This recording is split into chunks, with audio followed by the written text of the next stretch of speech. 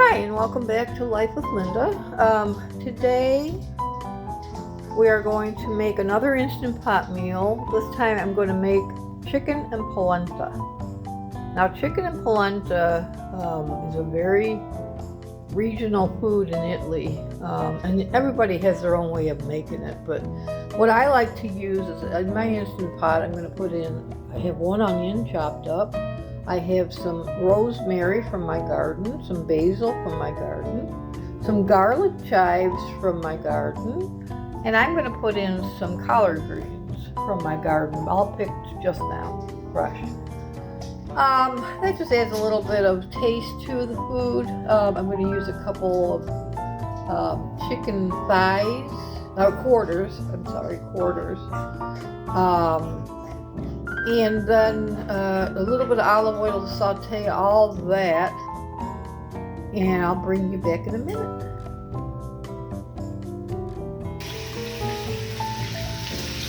So everything's in there now, sauteing, and I'm also going to use a jar of my tomatoes I canned this year.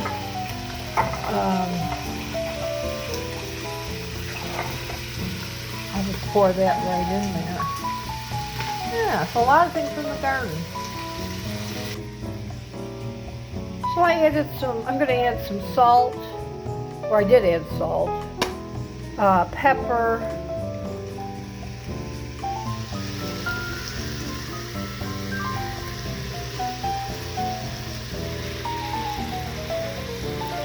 and garlic powder to this.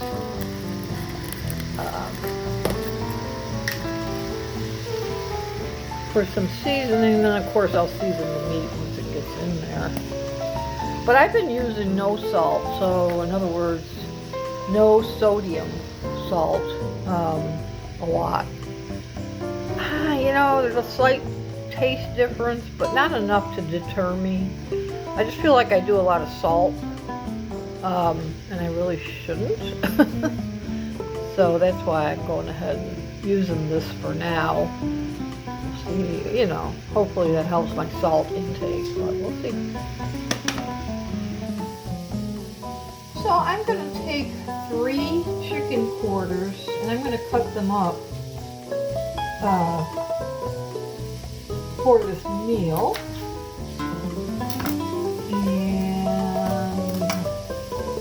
And then I'm going to season them.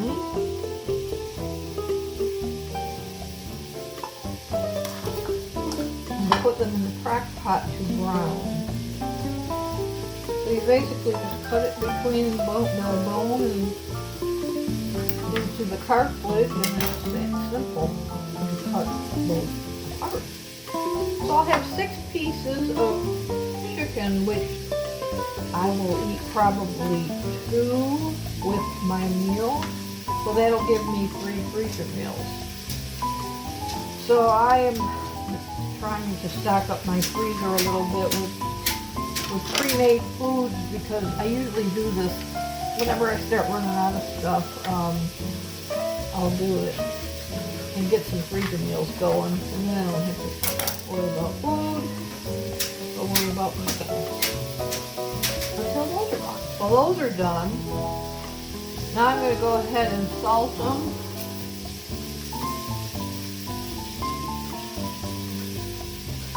I don't want too much salt because I already salted the other stuff. So there's salt, garlic powder, and pepper on those.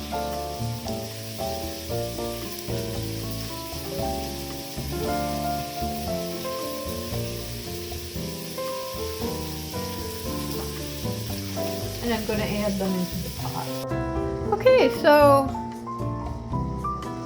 I'm about ready to add, the meat is pretty much browned. I'm about ready to add the tomatoes, and I forgot I had this partial bottle of my wine sitting out in my shop, and I forgot that I had it, so I need to add some of that wine to my pot. Oh, it's going to be good.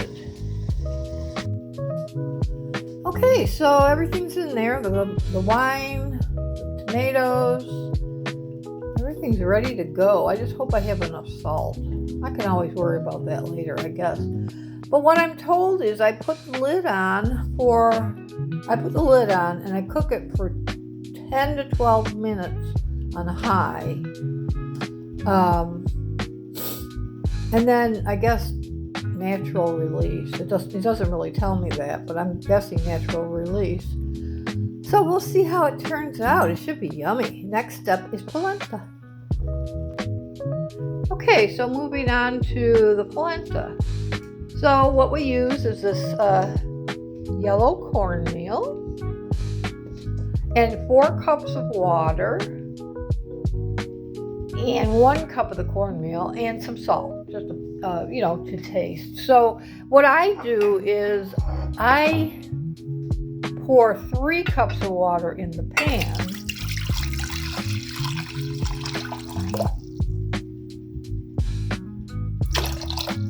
And I keep 1 cup, to which I will mix the 1 cup of cornmeal.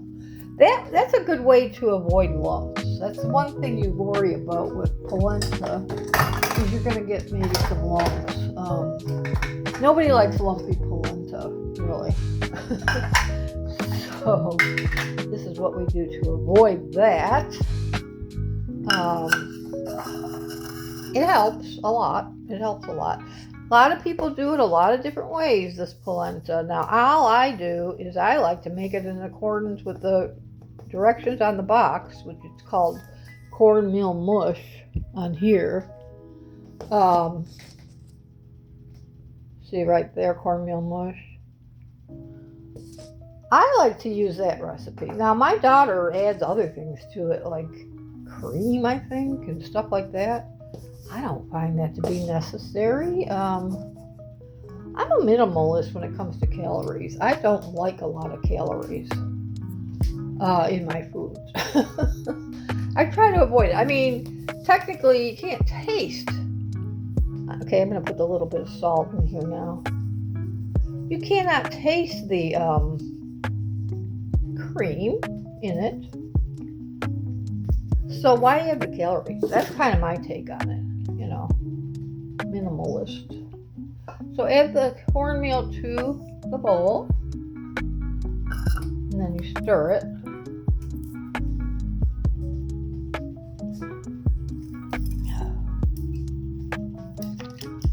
I don't think that was enough salt, but I just ran out of salt, so I got to open up another box, but I'll do that. But see, you stir that up, and you can eliminate a lot of lumps that way. And what you do is you heat up this water to boiling, this water.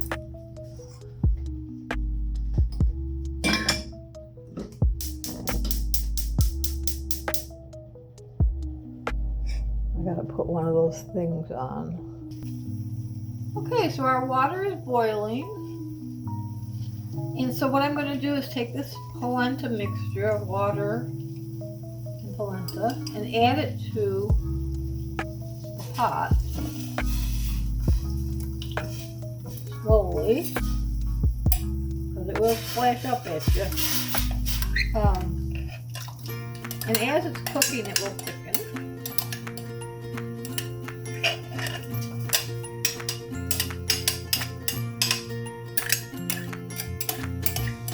And as it thickens, it will pop. Such is why I have come equipped with a lid. So while this gets back up to a boil, once it does, I will lower it down to maybe medium. And as you can see, it's already starting to thicken.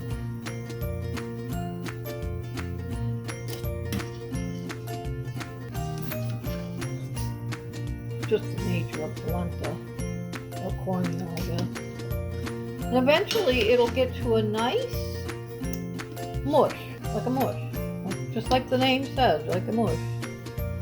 And it'll be delicious with your chicken.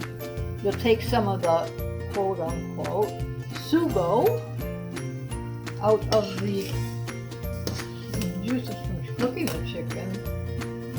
And that will be like a gravy for this, and it will be so tasty. You won't believe it. So see how it's bubbling away there?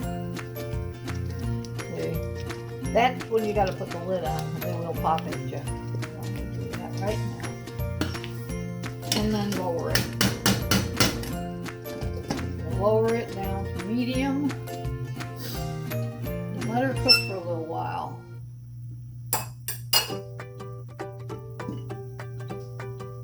See, you can see it popping in there. That's why I have the lid on it. You can see, and that makes such a mess. The other thing you need to worry about is burning, because it will burn on the bottom, and oh boy, you don't want that to happen. Your pan will be impossible to clean. So you really want to stir it. But when I do that, I turn it off because I just can't. I can't risk it popping. It's bad. It's like hard. It's real hard. Now see how thick that is now already? If I was to leave that sit just as it is, it will thicken. I'm going to test it right now and see if there's any salt. Plenty of salt. Perfect, actually. Perfect salt. I think I'm just going to let that sit now and let it get thick on its own. Because I don't want it to burn. Ooh, I don't want that to happen. So that's that. And the meat, meanwhile, is down to 6 minutes for the pressure cook. And when that's done, I'll be back.